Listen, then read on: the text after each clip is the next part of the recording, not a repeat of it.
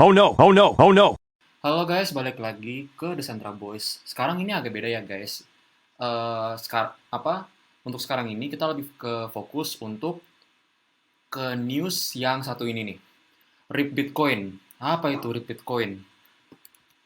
RIP Bitcoin itu dibilang billionaire investor Ray Dalio bilang kalau seandainya ada good chance di mana negara AS atau US bakal outlaw atau bakal ngeblokir Bitcoin seperti emas zaman 1930-an.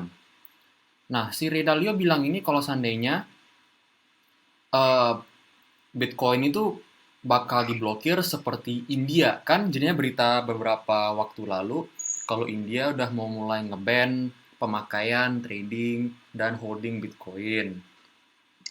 Ah, Tetapi nggak ada nggak ada indication atau nggak ada kayak berita lah ya dari regulator-regulator AS yang kayak apa sih yang mau ngeblokir atau nge-outlaw Bitcoin ini karena nilainya udah naik 650% dari tahun lalu ke 51 ribu dolar on Thursday atau Kamis. Nah, dan banyak apa sih dan banyak investor-investor bilang kalau seandainya Bitcoin itu nggak dianggap sebagai currency atau mata uang, tunggunya ya. tapi sebagai aset yang spekulan. Nah, menurut Bung Imam nih mengenai Ray Dalio mengblokir Bitcoin ini kayak gimana nih? Kalau menurut gua nggak mungkin karena gini, perbedaan Bitcoin sama emas itu adalah kalau emas itu kan didapatnya dari tempat tertentu kan. Kayak Mhm. misalnya kalau tambang emasnya di US ya di US berarti mengikuti pajak US. Kalau misalnya nambang emasnya di Indo ngikutin pajak Indo. Sedangkan kalau Bitcoin itu nggak terikat oleh tempat atau legalitas manapun gitu sebenarnya. Iya.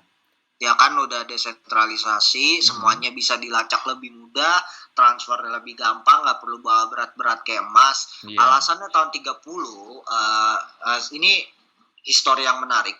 Uh, tahun 30-an itu ketika kepemilikan emas di US itu belum ada regulasi yang pasti. Dan ketika itu orang itu bahkan individu aja bukan perusahaan tambang itu dia rela jadi gold hunter, jadi nambang sendiri, tar dapat, tar dia purify sendiri, dia cetak sendiri, ya udah disimpan jadi harta gitu. Mhm. Nah kan karena kayak gitu kan akhirnya, dan apalagi kan sistem dolar Amerika pada tahun 30 itu kan masih di backup oleh emas kan, cadangan emas negara kan. Yap. Nah, dan ketika itu kalau misalnya negara punya cadangan emas, jumlahnya tuh kurang dari total cadangan emas yang dimiliki penduduknya, berarti kan power dari fiat kan kurang berarti dong. Masyarakat bisa jual emasnya sesuka hati cuma buat dapetin fiat gitu dan sebaliknya gitu kan. Mhm. Nah akhirnya mereka ngeban, kepemilikannya nggak boleh buat rakyat individu tapi untuk negara. Nah tapi kalau Bitcoin dirasa nggak bisa deh, karena kan Bitcoin itu kan dia pakai teknologi blockchain. Teknologi blockchain itu jalan di internet dan semua terbuka, orang bisa tahu ini si A kirim ke B kirim ke C. Terus kalau Iya. misalnya ada pengiriman dalam jumlah besar kan juga langsung ketahuan, oh ngirimnya gede nih 1000 Bitcoin gitu. Mhm. Nah kan dari situ aja orang udah ngeliat, wah gila nih gitu. Mhm. Iya, Kan iya, yang iya. kalau emas kan kadang dipaknya harus pakai kadang kargo apa, dan belum tentu semua orang kan mau ngecekin kargo gitu ya. Heeh. Nah dirasa nggak mungkin, Kenapa kenapa?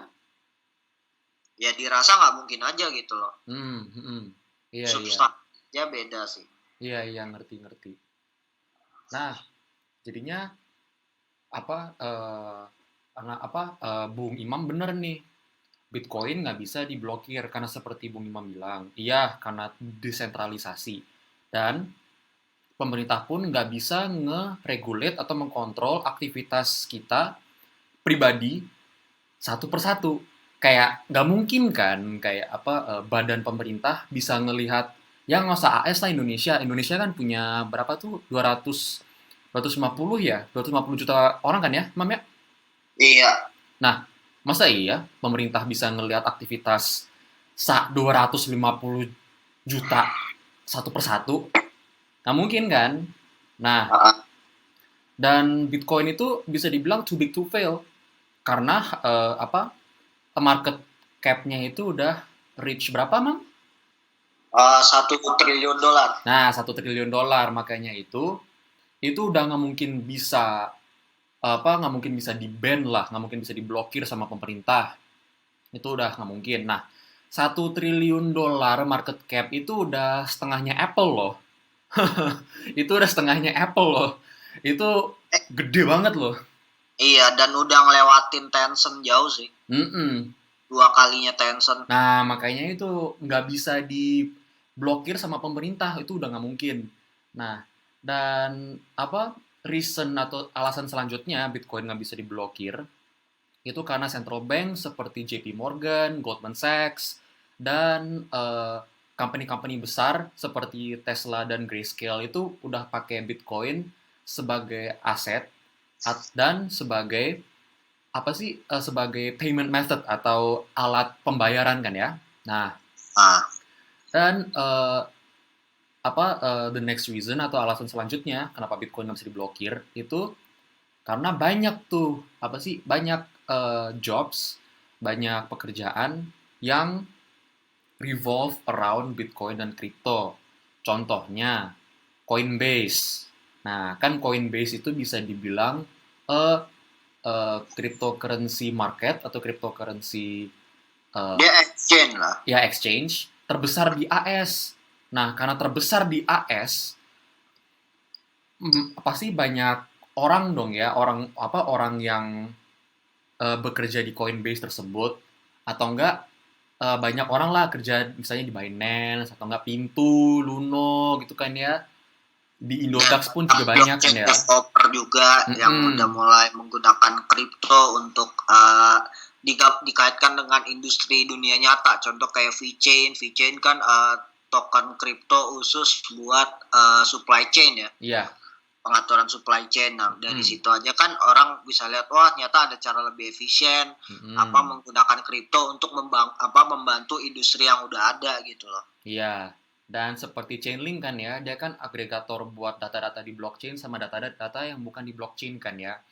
Jadi makanya itu Iya. bisa dibilang kayak salah satu, bukan salah satu lah ya.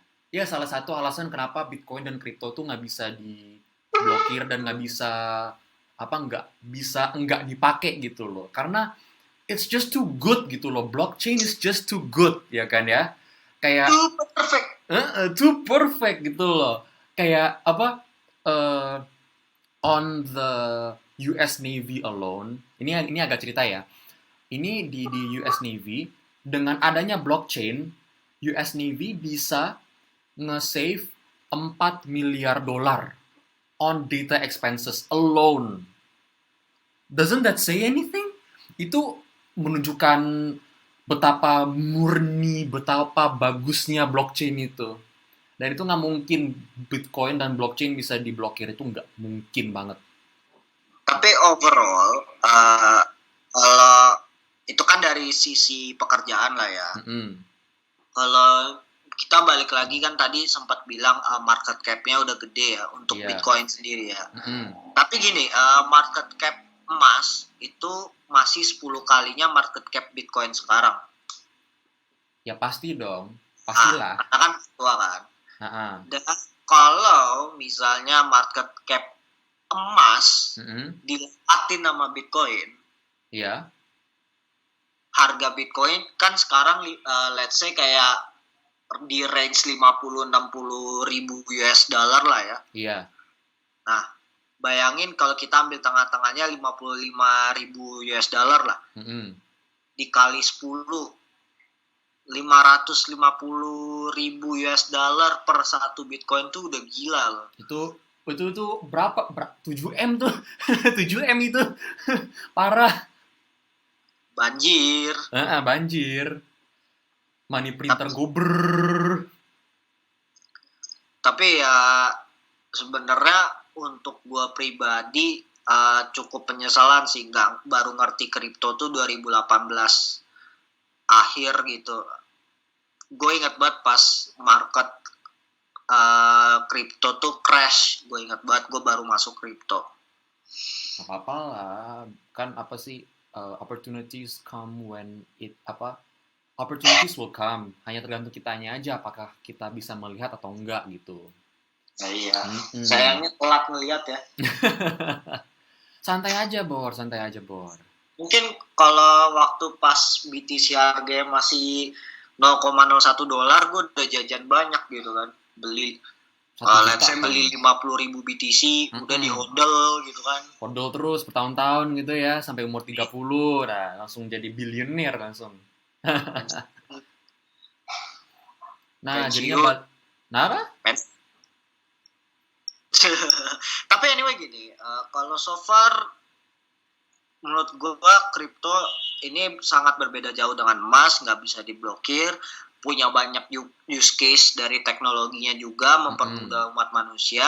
Emas berbeda dengan case emas itu use case-nya lebih ke fisikal ya, kayak konduktor listrik, isolator listrik, terus habis itu kayak selain itu bisa jadi perhiasan, terus juga buat peralatan. Yang use case-nya tuh sifatnya fisikal, biasanya tidak terlalu bukan berguna ya. Nggak scalable gitu lah ya. Pengaruhnya tidak begitu besar seperti use case digital sekarang kan. Iya, nggak scalable gitu kan. Karena nggak scalable.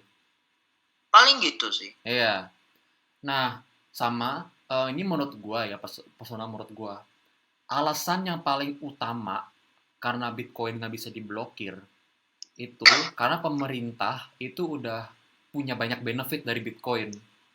Contohnya, misalnya lu trading, misalnya lu punya punya pekerjaan yang misalnya kayak blockchain developer atau blockchain consultant gitu-gitu. Itu udah dapat tax income cuy dari mana? Dari pemerintah lah. Itu udah pasti. Misalnya lu trading capital gains itu pasti taxable. Terus your job earnings dari pekerjaan blockchain ini itu udah taxable gitu loh. Moga pajaknya kecil ya, soalnya X-nya udah pelit pak. Nyairin ke rupiah tuh action matoknya udah bangsat pak. Ya nggak usah sebut merek lah. Kalau orang Indo udah tahu action mana yang fee-nya mahal. Iya. Ngerti. Nah, sama ini sekedar contoh aja. China tried and failed. Mereka coba nge-regulate Bitcoin atau nge-ban atau blokir Bitcoin dan mereka nggak bisa. Akhirnya China menjadi Bitcoin miner terbesar di dunia gitu. Hash rate mereka tuh paling besar di dunia gitu. Nah, kalau ini ada alasannya. Jadi waktu tahun kalau nggak salah 2014-an, China tuh kekeh banget pingin perdagangan ekspor impor komoditas keluar masuk Cina itu harus pakai yuan. Sedangkan negara-negara barat terus negara lain tuh merasa yuan itu secara value fiat itu kurang powerful sebagai alat tukar. Yes. Nah, akhirnya banyak kayak pedagang ekspor impor di negaranya Cina sana, dia mikir harus mencari alat pembayaran yang menghindari yuan tapi tidak menggunakan dolar juga. Ya udah pakai Bitcoin. Nah iya, makanya mereka mining. Gitu loh. Iya. Itu alasan hash rate mereka, tingkat aktivitas mining Bitcoin mereka paling gede. Ya selain karena ekspor impor tadi, ya karena mereka merasa mereka butuh aset yang tidak dipantau 24 jam sama pemerintah tiap hari. Ngerti. Ibaratnya, wah gue butuh cadangan uang nih, kayak dana darurat, tapi dana darurat gue biar kagak diperintilin, dipajakin pemerintah gimana ya? Ya udahlah, mereka langsung aja beli Bitcoin gitu, sama mining Bitcoin gitu ya. Ya jadi aman Ah, gitu. ah, ngerti-ngerti. Nah, jadi slogannya buat pemerintah ini, if you can't beat them, tax them. Kalau seandainya Bitcoin nggak bisa diblokir, ambil aja Bitcoin dari orang-orang yang make, dari orang-orang yang trading Bitcoin. Pajakin aja, santuy. Ya kan? Lah, contohnya Wall Street aja punya 360.000 Bitcoin. Iya. Mm-mm. Dan by the way, Nasdaq itu juga lagi gencar-gencarnya bikin Bitcoin ETF. Kalau kalian tahu ETF tuh apa? Ya, apa ETF itu kayak indeks lah ya. Apa ETF itu Exchange Traded Funds. Itu bisa dibilang indeks. Contohnya kayak S&P 500 gitu-gitu. Itu adalah fund yang dari yang consist of yang yang consist of many aset yang market cap-nya tinggi seperti Apple lah, Tesla lah, Microsoft, Amazon gitu-gitu. Nah, kalau seandainya Bitcoin ETF paling adalah sebuah fund yang ya consist of Bitcoin sih pasti dan aset-aset lainnya gitu. Mungkin kayak top 10 crypto nggak sih? I guess so, mungkin. Kayak top 10 market cap gitu kan. Yes, yes, yes. Buat terutama buat old money, buat para boomer yang pingin invest di kripto tapi nggak mau bersentuhan dengan teknologi kripto, pusing gitu, akhirnya pilih ETF. Atau enggak yang yang nggak mau naik turunnya bener-bener mendadak gitu, nggak mau heart attack langsung gitu ya. Nah iya. Jadi intinya gitu sih guys ya, kayak Bitcoin itu kalian tenang aja, Bitcoin nggak bisa diblokir. Nggak ada badan finansial, nggak ada badan pemerintah pun yang bisa blokir Bitcoin. Itu sih udah nggak bisa, nggak mungkin. Jadi kalian tenang aja guys. Jadi kalau seandainya kalian ngeliat, oh Bitcoin ini, Bitcoin itu udah nggak mungkin. Jangan percaya dengan FUD. Fear, uncertainty, and doubt. Jangan percaya kayak gituan guys. Diamond hands. Nah, jadinya itu sih guys ya. Ini sekian dari berita kripto untuk hari ini. The Centra Boys, log out.